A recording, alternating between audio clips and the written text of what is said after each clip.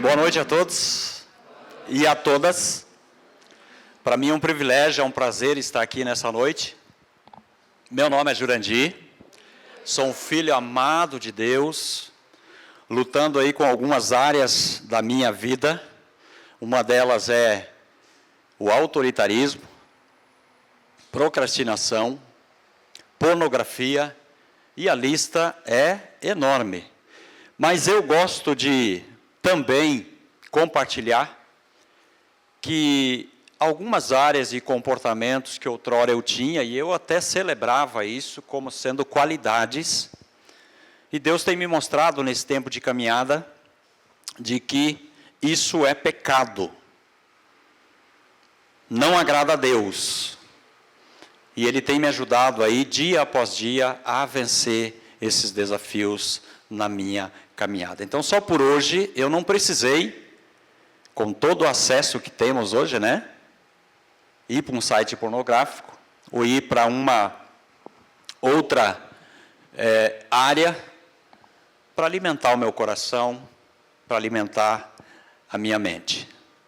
Então, eu louvo a Deus por esse programa que tem me abençoado. Esse ano eu e minha esposa, completamos aí 7 anos de caminhada no programa.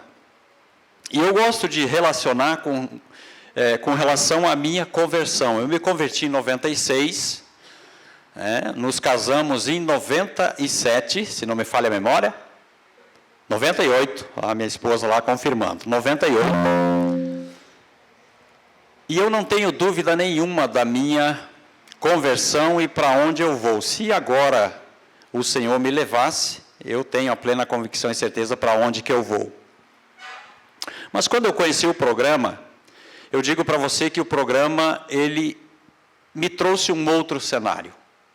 E esse outro cenário é justamente de olhar para mim, quem eu sou, com todos os meus defeitos, com todas as minhas mazelas, e não mais terceirizar como era outrora. Não, foi o fulano, foi o ciclano, foi a minha esposa, foi o meu filho e por aí vai. E isso tem me ajudado a crescer nesse processo de caminhada. Então eu louvo a Deus por estar aqui nessa noite, celebrando mais um dia que o Senhor tem me concedido. Então sejam todos muito bem-vindos e que Deus nos abençoe nesse tempo. Bem, nós vamos caminhar então, nessa noite,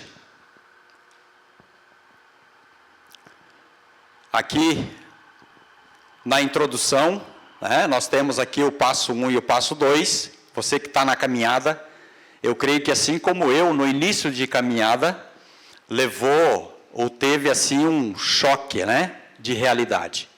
Porque esses 2 passos, eles nos confrontam. Esses 2 passos, eles nos levam a entender que eu não sou o cara que achava que era.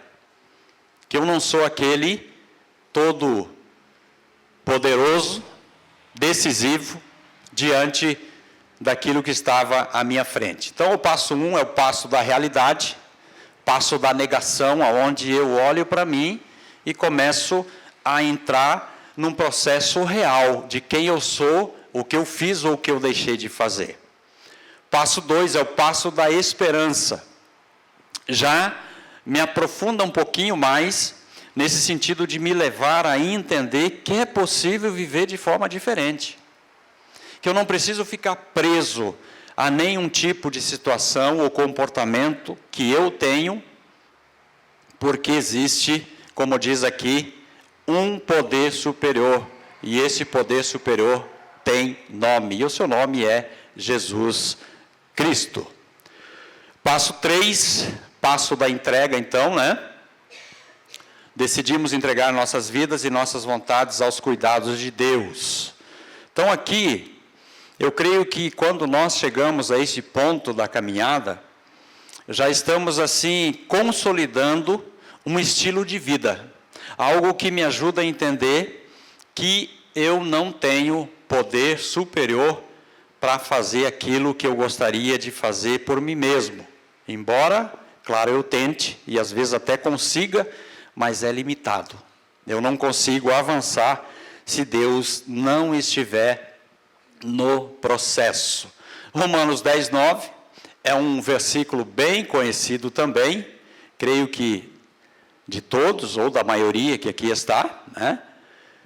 Onde ele me leva a entender que esse Jesus que nós acabamos de cantar, ele morreu justamente para que eu tivesse liberdade na caminhada de restauração. E hoje, então, nós vamos caminhar sobre a lição 5, né? O passo 5, o tema, né?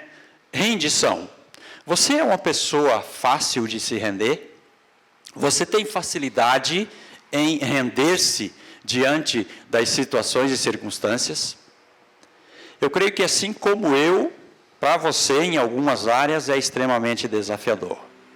Porque nós fomos criados com habilidades, capacidades e condições de fazer aquilo que muitas vezes nós achamos que é o correto.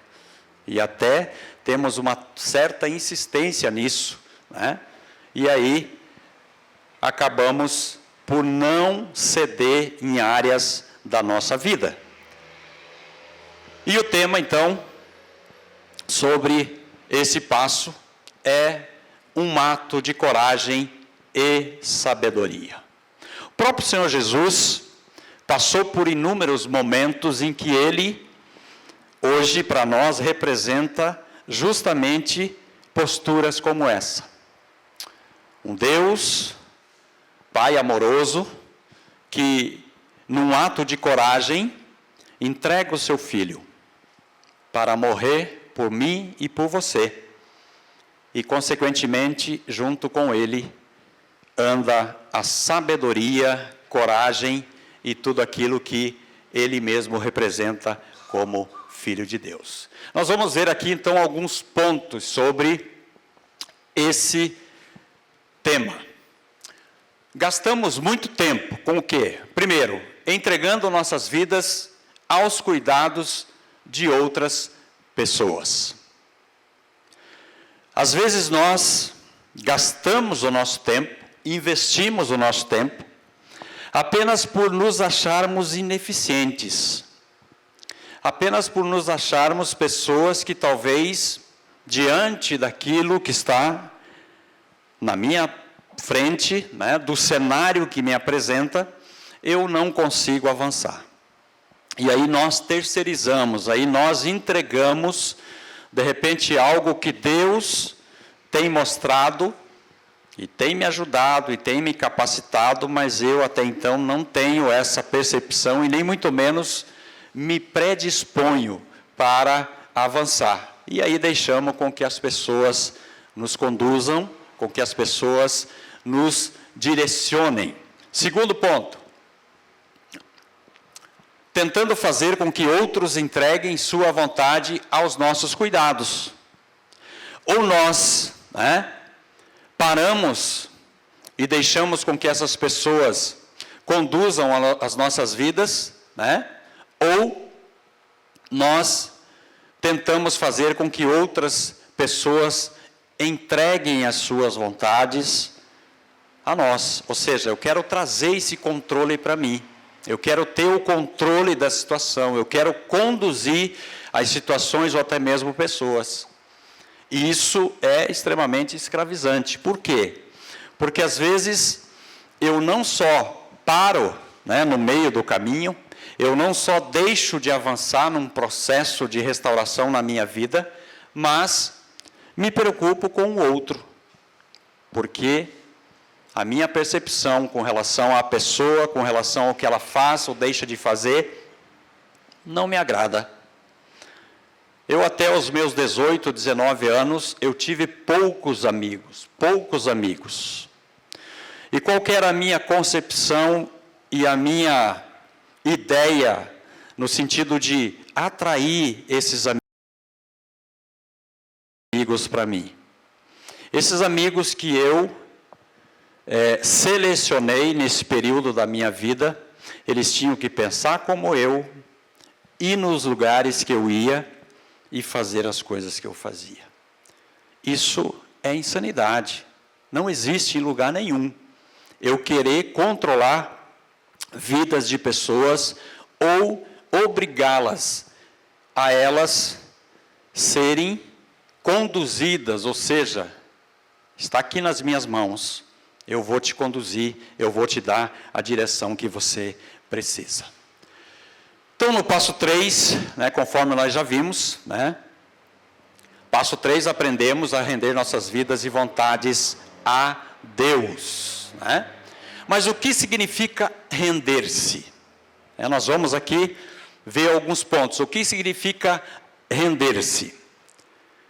Paramos de querer ter controle e tiramos o controle que outras pessoas têm sobre nós. E damos permissão para Deus fazer em nós aquilo que não podemos fazer por nós mesmos. Ou seja, eu chego, se é que podemos colocar assim, numa esquina, em que eu entendo que eu só vou avançar na minha caminhada, eu só vou prosseguir aonde eu gostaria de chegar, se Deus não estiver no processo.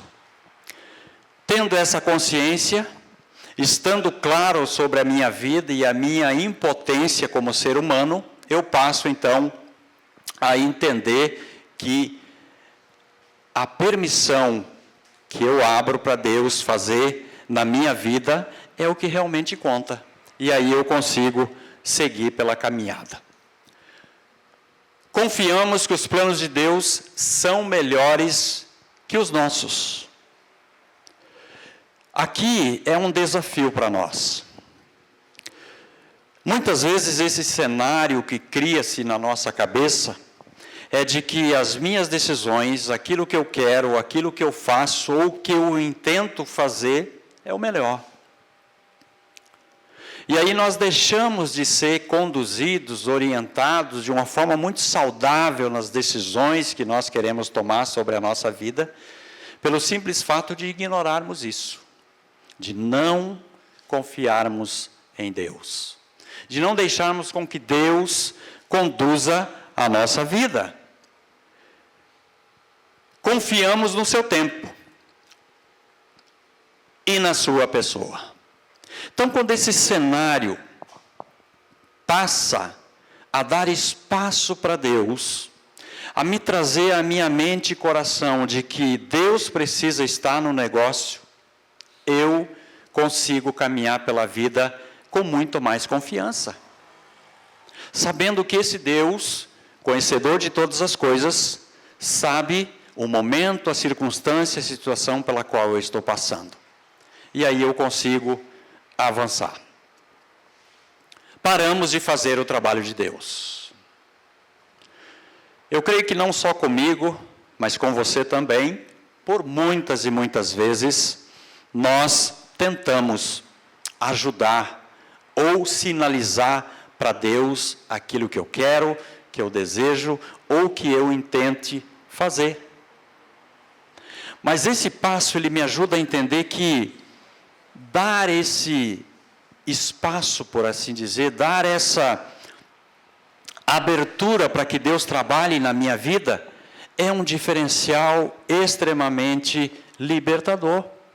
Porque me faz entender e aceitar de que Deus sempre tem o melhor. Não é as minhas forças, não é a minha capacidade, não é as minhas condições. Aliás, se eu tenho condições, capacidades, se você tem condições e capacidades, é porque Deus concedeu a você. E às vezes nós nos esquecemos disso e trazemos apenas a centralidade para mim, para as minhas condições, para aquilo que eu sei, para aquilo que eu posso, e aí Deus fica em segundo plano. Isaías 55, verso 8 e 9 diz: pois os meus pensamentos não são os pensamentos de vocês, nem os seus caminhos são os meus caminhos, declara o Senhor. Assim como os céus são mais altos do que a terra, também os meus caminhos são mais altos do que os seus caminhos, e os meus pensamentos mais altos do que os seus pensamentos. Esse texto, ele é preciosíssimo, Porque quando eu me deparo, de repente, com situações em que, na minha cabeça, a construção que eu fiz está muito clara, mas o objetivo, ou seja, o final, a concretização ainda não aconteceu, Deus me traz a lembrança de que Ele está no controle, de que os pensamentos dEle, de que a vontade dEle, de que o desejo dEle para a minha vida são muito mais elevados do que os meus. E aí eu consigo descansar nele. Rendição, olha só, rendição é uma jornada para a vida toda. Ou seja, diariamente me rendo a Deus. Mas a santificação é um processo. Então, se você quer avançar na sua caminhada de restauração, você precisa, assim como eu, entender e se render todos os dias e momentos da sua vida. Deixando com que Deus mostre a você áreas, comportamentos, atitudes, e até mesmo aquelas que talvez ainda não aconteceram, mas que diante desse processo do trabalhar de Deus da sua vida, diante dessa santificação constante, Deus vai trazer clareza e vai, assim, ajudar a mim e a você a entender o seu plano.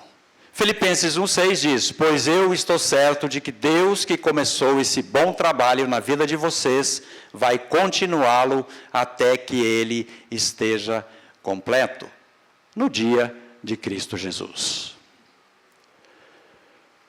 Eu, por muitos momentos na minha caminhada, me fiz essa pergunta, dizendo para Deus: qual é o seu propósito? Qual é a sua vontade? Que objetivos e finalidades o Senhor tem diante de momentos e circunstâncias que passei sobre a minha caminhada? Mas esse texto, ele traz uma promessa da parte de Deus. Ele começou uma obra na sua vida. Ele está realizando algo sobre a sua vida. E dentro desse entendimento, eu só quero afirmar que a minha disposição de aceitá-lo, ela continua cada vez mais acessível a esse Deus, para o trabalhar dele, completando justamente, como diz aqui o versículo, essa obra maravilhosa que ele tem sobre a minha e a sua vida. Às vezes, nós nos limitamos e às vezes até nos acomodamos em relação a ter Jesus como nosso Senhor e como nosso Salvador. Mas nunca como o dono, aquele que deseja conduzir o curso da nossa vida. Aquele que deseja, em momentos que talvez esteja imperceptível para mim, diante de situações das mais diversas que acontecem na minha caminhada. Mas eu preciso estar sensível a isso, porque existe, da parte de Deus, uma obra, e Ele continua trabalhando. Enquanto eu e você aqui vivermos, Deus está trabalhando na nossa vida. Quando o Edinaldo falou sobre o programa, que não se limita apenas na caminhada dos 12 passos, mas sim numa restauração contínua, diária, até a volta de Cristo Jesus, é isso aí mesmo. Eu preciso ter e usar dessa ferramenta que Deus trouxe até a mim, e eu tenho feito isso, assim como a minha família, porque esse programa tem nos dado prova através da ação de Deus, através das orientações de Deus, algo muito especial e saudável para a nossa caminhada, e nós temos tido isso como um estilo de vida. Já houve momentos na caminhada em que a minha concepção das coisas estava muito clara, mas já no momento seguinte Deus traz a luz, dizendo: não é por aí o caminho. Lembre de aspectos importantes que você precisa deixar para trás, para que a restauração continue sendo plena na sua vida. como nos rendemos a Deus? Uma outra pergunta. Primeiro, quando sabemos que somos amados por Deus e que fomos criados para ter um relacionamento pessoal com Ele. Quando eu tenho essa certeza no meu coração, não há dúvidas de que, por mais caótico que a minha vida se encontre, por mais desafiador que esteja diante de mim as situações, e talvez até de uma forma cotidiana, costumeira minha, mas de repente surge ali um momento, um instante diferenciado do normal, Deus continua cuidando da minha vida. Por quê? Porque muito mais do que isso está no meu coração, muito bem firmado, claro, definido, de que eu e você fomos criados para esse relacionamento pessoal com Deus. E aí eu tenho a liberdade de expressar aquilo que está no meu coração. E aqui, novamente, o texto, o capítulo, melhor dizendo, de João 3,16. Esse versículo, conhecidíssimo, mas talvez por muitas e muitas vezes, ele fica, de uma certa forma, em segundo plano. Porque diante das minhas vontades, diante daquilo que eu quero e desejo para a minha caminhada, eu acabo, de uma certa forma, não trazendo e não deixando com que isso faça parte da minha vida, com tanta profundidade e propósito pelo qual essa expressão aqui de João 3,16 é para a minha caminhada. Porque Deus amou o mundo de tanto que deu o seu único Filho, para que todo aquele que nele crê não morra, mas tenha vida eterna. Então, por mais que a caminhada do programa, por mais que você, como foi desafiado aqui no início pelo Edinaldo, esteja aqui na segunda-feira buscando essa restauração sobre a sua vida, muito mais profundo é eu ter aplicado sobre a minha vida essa verdade, essa promessa, esse desejo pelo qual Deus entregou o seu Filho justamente para que eu e você tivéssemos liberdade. Não só de estar aqui, mas de caminhar pela vida enquanto aqui vivermos com todo esse cuidado de Deus. É promessa dele. É promessa dele. E enquanto aqui eu e você vivermos, devemos sim aproveitar dessas ferramentas e oportunidades que Deus tem nos dado para não só crescer como pessoa, não só ser restaurado como indivíduo, mas sim levar outros a serem restaurados por Deus. Segundo, quando sabemos que o nosso pecado nos afasta de Deus. Romanos 3,23, um outro texto também, todos pecaram e estão afastados da presença gloriosa de Deus. Uma das grandes armadilhas que Satanás muitas vezes usa é de trazer ao seu coração de que agora você é um convertido, agora você tem Jesus na sua vida e que nada mais pode dar errado, que nada mais pode acontecer adverso sobre a sua caminhada. Essa é a minha e a sua natureza. Por isso do programa, por isso da insistência de você permanecer na caminhada. Porque a qualquer momento, se eu deixar brechas, eu posso cair. Essa é a minha e a sua natureza. Terceiro, quando colocamos nossa fé em Jesus Cristo.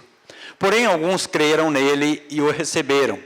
E a esses ele deu o direito de se tornarem filhos de Deus. João 1,12. Então eu e você não somos mais forasteiros. Eu e você não somos mais aqueles que talvez sejam chamados por apelido. Ou aqueles que talvez são identificados por alguma característica ou qualidade. Não. Você tem, da parte de Deus, essa promessa que é chamado ou se tornou filho de Deus. 1 João 5, verso 12 e 13 diz: Deus nos deu vida eterna, e a vida eterna está em seu Filho. Por isso, quem tem o Filho tem a vida, quem rejeita o Filho, rejeita a vida. Vocês que têm o Filho de Deus, saibam que sem sombra de dúvidas têm a vida eterna. Ou seja, isso é uma realidade e não uma ilusão. Então, se você é um filho de Deus, a sua poltrona, né, se é que podemos colocar assim, já está garantida. Deus, né, o adotou como filho. Deus promete na sua palavra que Ele o ama. Apesar do que você é, do que você faz, do que você fez ou do que você venha fazer, Deus continua amando a mim e a você.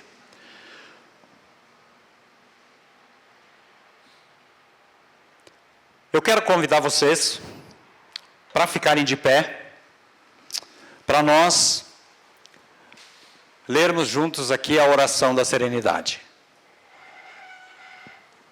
Mas eu quero que você faça essa leitura pausadamente.